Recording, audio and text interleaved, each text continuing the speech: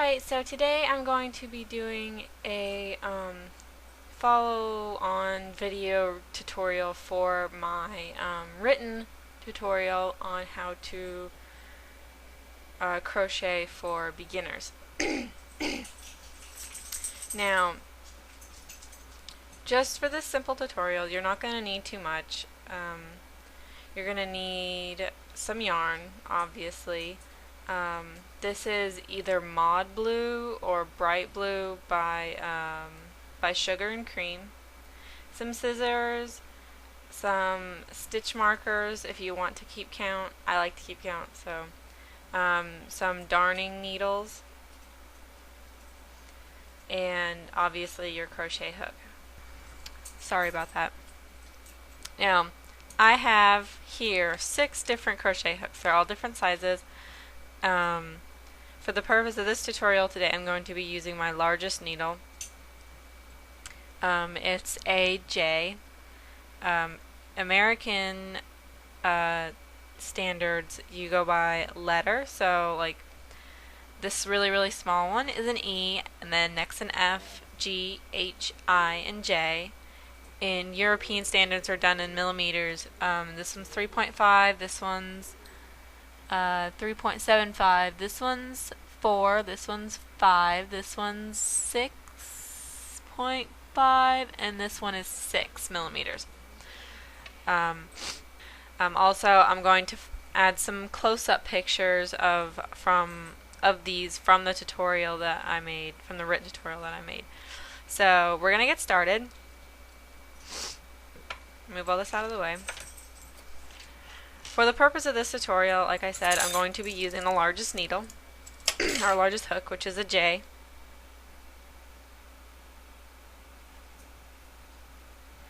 J10 6mm crochet hook. If you are a beginner, I recommend using aluminum hooks like mine.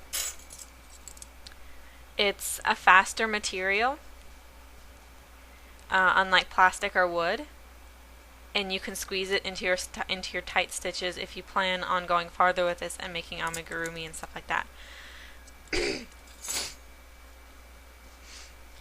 Also, they come in really pretty colors. Alright, so I'm using a contrasting color yarn so you guys can see it. I'm going to unravel some yarn real quick. Alright, so first we have to make a slip knot. So what you're going to do is around your index finger, you're going to take your yarn from the front, grab it with these fingers, and wrap it around your finger once, and then wrap it around again. And you'll have something like this on your finger. And then you're going to take the yarn from the back, kind of pull it a little bit, and put it over the yarn on the front. So this is the back yarn, this is the front yarn. And then you're going to put them back in the same order again by taking the yarn that was previously in the front and is now in the back, and putting it over the yarn that was previously in the back and was now in the front. And so you'll have something like this. And you're going to take the back yarn now, and you're going to pull it. I'll show you what it looks like before I tighten it. It's going to look like that before you tighten it, and then you're going to pull this yarn, and you're going to have a slip knot. Now obviously it's too big. I mean, this is the largest needle that I have, but this slip knot is way too big. So you're going to stick your needle or your hook into the slip knot, and then you're going to pull the piece of yarn that is still attached to the skein, which is your ball yarn. Some people prefer to rewrap their yarn. I just think it's a pain in the butt. So I do all my crocheting from the skein and not my own ball yarn. Now, you don't want to make this too tight because you have to still squeeze your crochet hook through there. So you're going to take your yarn that is attached to the skein, and you're going to wrap it around your finger like this, and then we're going to start crocheting. We're going to start chaining. Chaining is a single crochet. Well, not a single crochet. It is, I don't really know how to explain it. It's a crochet, but it's not a crochet. what you're going to do is you're going to yarn over, which is when you wrap your yarn around your crochet hook from the back, and then you're going to hold the knot on your slip knot, and you're going to very carefully pull through without catching any other pieces of yarn. This is called a chain. And you're going to do this 5 more times.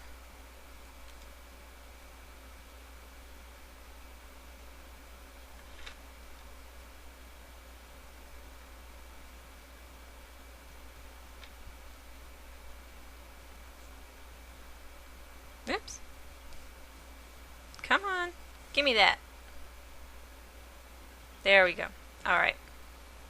And you're going to end up with something like this. I know it doesn't look pretty right now, but it'll get there. And then what you're going to do is, okay,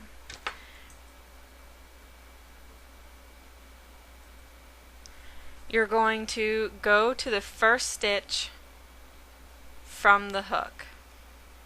Now, I'm going to try to show you this best I can. It's really kind of hard to tell when you're doing chains to tell the difference between your different stitches.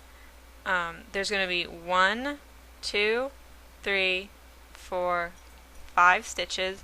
You can kind of see the way they wrap. And then what you're going to do from this point, I took out my hook so I could show you guys that, is stick your hook into the first stitch or first chain from the hook, which would be this chain. It's the very, very first chain, and it's right next to the hook. It's not this one. This is a stitch that you're currently in, and it will just unravel. See, I'll show you. I'll stick my hook through and yarn over and pull through, and you don't really get anything. So you're going to stick your hook through. If it's too tight, you have to kind of work it. And then you're going to have 2 loops on your hook at this point, which is good. You want 2 loops. And then you're going to yarn over like so, and then you're going to pull through the very, very, very first loop, and that is all. And you're going to end up with 2 loops again on your hook.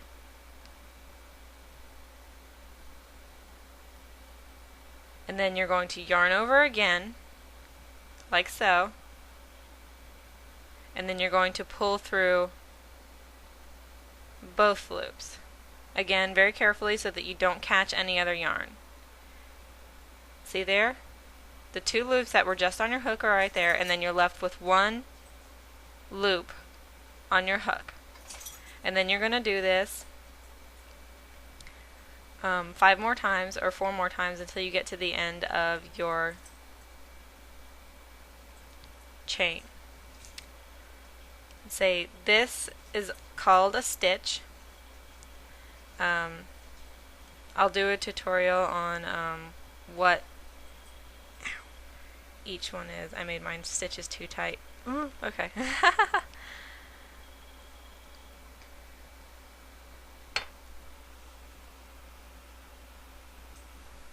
There we go.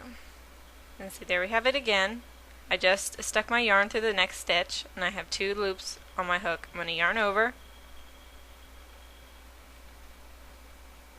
squeeze my hook through there, and I'm left with 2 loops still. I'm going to yarn over again, and then I'm going to pull my hook through both loops, like so. And then you do that till you get all the way to the end of your stitch line.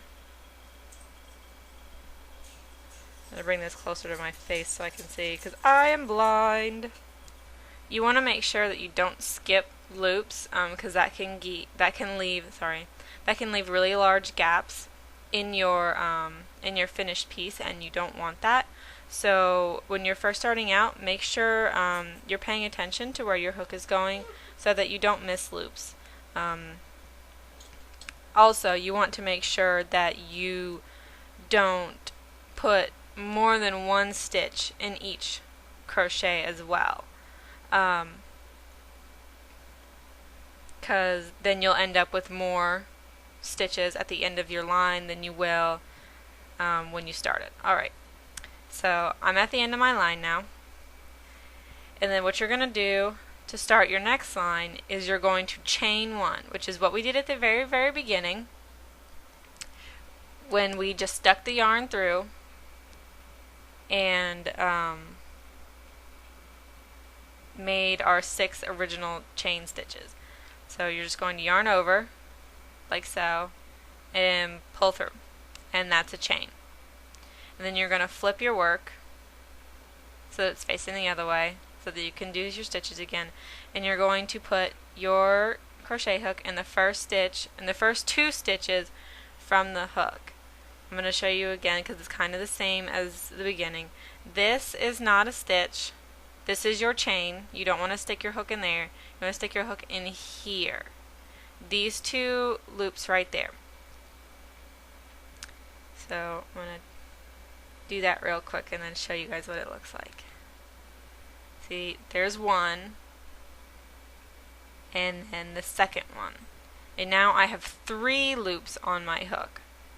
This is what you want, because both of those loops right there are part of that one stitch, and you want to stitch everything together.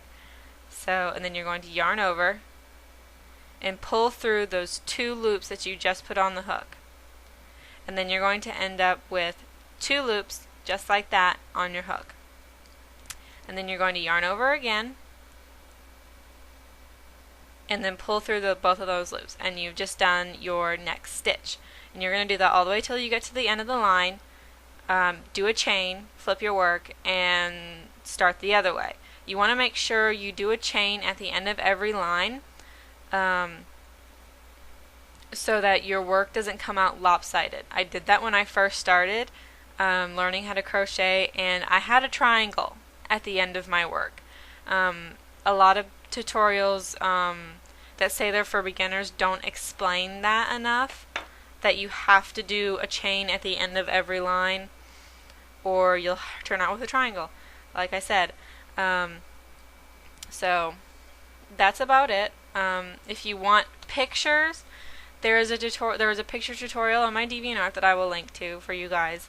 And as always, please rate, comment, and subscribe. I hope this helped you guys, and I hope this will help you guys want to get into crochet.